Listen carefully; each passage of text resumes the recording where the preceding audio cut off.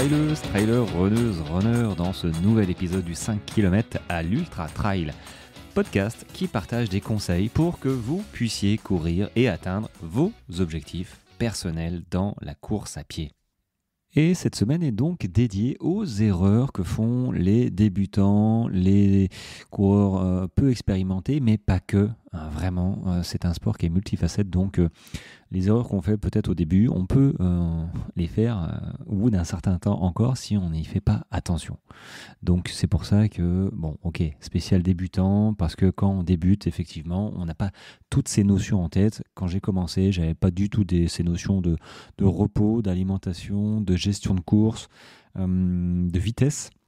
Donc j'essaye d'apporter ma pierre à l'édifice pour que si tu m'écoutes, tu puisses comprendre un petit peu comment t'entraîner et comment réussir à échapper aux blessures, parce que les blessures sont hyper pénalisantes et c'est ce qui, je crois que c'est le pire qui puisse arriver dans la course à pied, c'est être obligé de se blesser, être obligé de s'arrêter parce qu'on est blessé. Donc ça va avec un petit peu l'épisode d'hier qui disait, voilà, n'ignore pas les signaux de ton corps, les petites douleurs comme ça, pas suffisantes pour te faire arrêter, mais juste qui te titillent un peu, qui t'embêtent. Donc ceux-là, faut les écouter. On ne fait pas l'autruche, on les écoute. Donc le troisième conseil de la semaine, c'est ne surcharge pas ton entraînement, ton programme d'entraînement. Voilà, ça peut aller avec écoute ton corps aussi. Mais quand on commence, effectivement, le programme d'entraînement, on n'en a pas trop. Qu'on commence ou qu'on reprend la course à pied, on n'en a pas trop, on y va. Et on sent... Il y a un moment où on se sent fort, c'est-à-dire qu'il y a un moment où, quand tu passes les premières séances, on va dire, qui sont pas foufou, généralement, c'est compliqué, le souffle, tu l'as pas, c'est la respiration, les jambes, t'es tout rouge, transpires, t'es pas bien, tu sais pas si tu vas continuer à courir ou pas, tu vois, mais si tu as un bon pourquoi, si tu as une bonne motivation, tu franchis ce cap. Voilà, il y en a qui ne le franchissent pas malheureusement.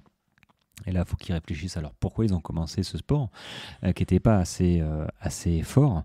Mais quand tu as un pourquoi suffisamment fort, effectivement, tu vas au-delà de ces premiers, embêtements et tu progresses rapidement. Tu sens les progrès qui viennent rapidement parce que le corps s'adapte.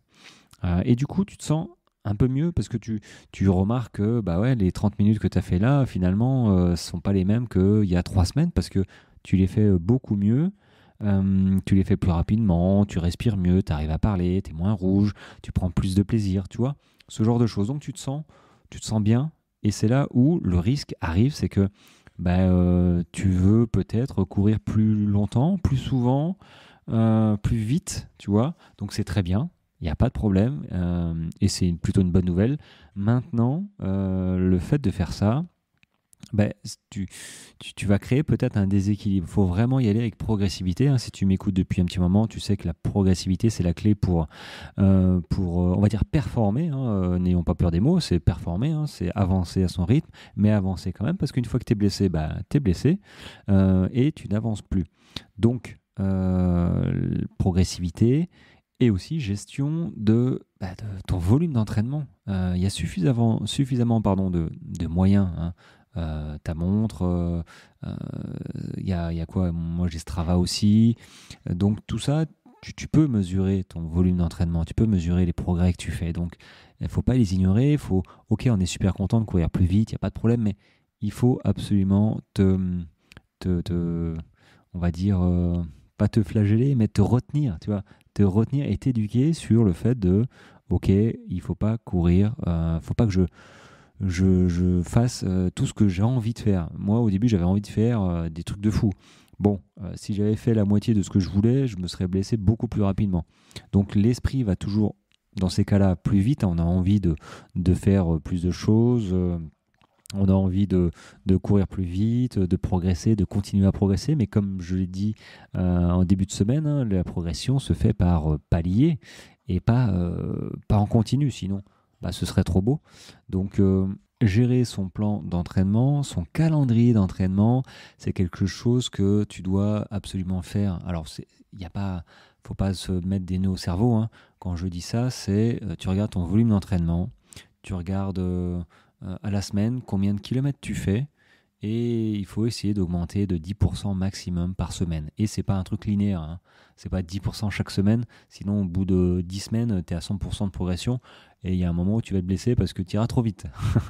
Donc, il faut absolument que tu aies ces métriques en tête pour adapter ton entraînement et à un moment te raisonner en disant oups là, je vais peut-être un peu trop vite.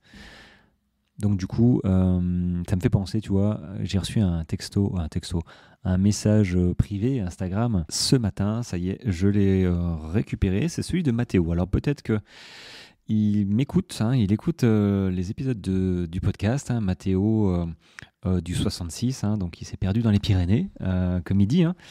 Donc voilà, j'ai eu son message suite à son abonnement sur mon compte du 5 km Ultra Trail là, sur Instagram, où je t'invite à aller jeter un œil, hein, si tu aimes bien les belles photos, parce que je mets tous les jours, enfin à chaque sortie, de belles photos de mes sorties pour t'imprégner du climat, hein, qui fait vers chez moi. Et en parallèle, je mets des conseils, voilà, des conseils, un post conseil, un post photo, un post motivation, tu vois, parce que c'est pas que non plus, ça reste de la passion et il faut que ça reste, voilà, c'est pas un job, hein, c'est de la passion. Et j'aime beaucoup partager. Donc, si tu aimes ce genre de compte, je t'invite à aller voir le mien, hein. Tu trouveras les liens je vais dire dans la newsletter, mais dans ce podcast, hein, dans cet épisode de podcast. Et puis voilà, donc revenons à Mathéo. Mathéo, j'ai reçu, voilà, il me dit bonjour, moi je suis déjà abonné.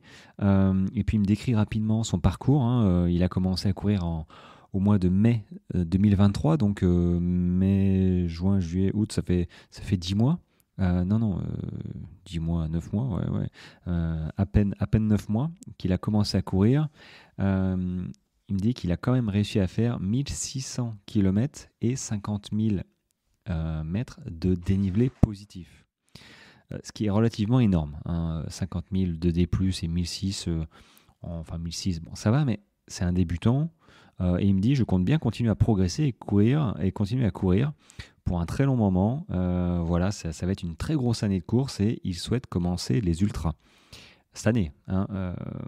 Alors, bon, gentiment, je lui ai dit, écoute, ça risque d'être compliqué d'éviter la blessure en 2024. Parce que quand on débute comme ça, ok, la tête va toujours plus vite. On a toujours envie, donc il doit avoir un bon physique, mais néanmoins, le corps, les tendons, les ligaments, faut qu'ils s'adaptent. Et donc, je lui ai dit, écoute, la blessure en 2024, fais gaffe, quoi, parce qu'à cette allure, tu risques de te cramer rapidement. Donc, je le félicite, hein, d'être quand même hyper motivé, mais il faut quand même qu'il se laisse le temps, ce que je lui ai dit, hein, de se laisser le temps à son corps, hein, de s'adapter. Et donc, il m'a répondu qu'il tournait aux alentours de 65-70 km semaine et 1600 mètres de D+. Ce qui est beaucoup, beaucoup trop quand on débute. Et, bon, évidemment, il a eu une blessure. Il a une blessure en septembre. Il a eu une bonne inflammation de la bandelette iliotibiale, hein. Mais il me dit... Bon, c'est résolu, c'est nickel, et pour l'instant, j'ai une bonne alimentation, une hygiène de vie, et il favorise vraiment le sommeil. Donc ça, c'est génial. Et il me dit que son corps commence vraiment à bien s'adapter. Certes, et qu'il a déjà fait sa plus grosse distance a été un 42 km et 2200 de D+, en montagne, ce qui est quand même une grosse course. 42 km, 2002, c'est une grosse course en montagne. Il a fait ça dans les premiers mois. Bon, tout ça pour dire que je suis pas devin, comme je lui ai dit, mais il va bien vite. Et déjà, il a déjà eu une blessure, en fait, hein. Pourquoi? Qu'est-ce qu'il a eu? Il a eu une inflammation. Voilà, une inflammation. Ça veut dire que son corps lui a dit stop, lui a dit tu vas trop vite. Donc là, pour l'instant, ça se passe bien. Mais je pense que je peux l'écrire sur un papier. Malheureusement, ce qui va arriver cette année, si il prend pas en compte le repos, parce que il ne doit pas trop, il ne doit pas trop se reposer. Et je suis bien curieux de savoir comment il gère son calendrier d'entraînement. Parce que courir 65-70 km par semaine, moi je cours, en moyenne, je cours 50 à 60 km par semaine, hein. Donc, ça fait 10 ans que je cours. Lui, il court du coup un peu plus que moi et surtout, il a plus de dénivelé que moi. 1600 toutes les semaines. Donc, la progressivité, il a déjà eu une alerte, hein, une alerte en septembre. Clairement, s'il commence l'ultra, euh, bon, c'est ce que je vous dis. Vous, comme lui, hein, il ne souhaite pas courir juste un an. Il veut courir 2, 3, 4. Il veut pas s'arrêter parce que c'est une drogue, hein. Je veux dire, courir, c'est une passion. Et quand on commence à toucher, notamment au trail, avec les dénivelés, avec les paysages de montagne, on a du mal à s'arrêter, à vouloir s'arrêter, mais il faut se laisser le temps, enfin pas nous, hein, il faut laisser le temps à son corps de s'adapter, surtout quand on vient de démarrer. Donc, gérer son calendrier d'entraînement. Je sais que quand j'ai démarré le calendrier d'entraînement, ça a été un petit peu one again, quoi, hein. On s'entraîne le plus souvent possible, on court le plus vite possible. Voilà, pas de limite. La limite est celle que le corps va nous donner. Donc, si on peut éviter de se faire prendre un stop par notre corps, ça va avec les signaux, hein, écouter les prémices, écouter les petits signaux faibles qu'on a à la fin d'une séance ou pendant une séance ou après peut-être. C'est pas pour rien si on ressent des petites gênes parfois. Et notamment le fait de vouloir trop en faire rapidement, hein, de surcharger, de toujours en faire plus, parce que plus n'est pas toujours mieux, surtout en running, hein, notamment quand tu débutes. Plus de kilomètres, plus d'intensité, c'est pas bon. C'est pas bon quand. Enfin, je veux dire, ton corps, c'est une machine et. Ok, une voiture peut peut-être passer de 0 à 100 en 3 secondes, mais elle a tout ce qu'il faut sous le capot pour passer de 0 à 100 en 3 secondes. Tu vois ce que je veux dire? Si toi, tu passes de 0 km à 40 km ou 60 km par semaine, en quelques semaines ou en quelques mois, bah tu vas pas, ça va coincer. T'auras beau appuyer sur l'accélérateur, ça va tenir un moment et puis à un moment ça va, pouf, ça risque de casser. Donc, j'espère que tu as bien compris le message que j'essaye de faire passer. Bon, j'espère que Mathéo, ça va bien se passer pour lui en 2024. J'ai un petit doute, mais je lui souhaite pas du malheur, évidemment. Mais essayez de pas aller trop vite. Notamment, je sais pas, l'ultra, ça a l'air voilà, de le botter. Mais l'ultra, c'est hyper, j'allais dire, c'est hyper dégradant pour le corps, c'est hyper violent, surtout quand on débute. Peut-être qu'il arrivera à faire un 100 km. Peut-être qu'il arrivera à faire un 160. Je connais des personnes qui ont fait leur premier 160 assez rapidement. Mais le problème, c'est qu'ils n'enchaînent pas derrière parce qu'ils se sont fait mal aux genoux, parce que les ligaments, ils ont un syndrome de l'essuie-glace qui traîne. On va voir le kiné, on va voir le podologue. C'est sans fin et c'est hyper négatif pour l'état d'esprit. On n'est pas bien. Moi, je sais que quand je suis les peu de fois où je suis un petit peu moins bien physiquement, bah, je suis un petit peu grognon, chiffon. Mais si je devais m'arrêter il y a 2 ans, hein, quand je me suis fait mon entorse, bon, après j'avais mal, donc la douleur me faisait dire, de toute façon, tu peux pas courir. Mais je me suis arrêté 3 semaines, j'ai repris au bout de 4, j'étais pas super bien, donc j'ai mixé avec du vélo, mais n'empêche, j'étais chiffon, quoi. Voilà, fallait pas trop me parler. Bon, bref.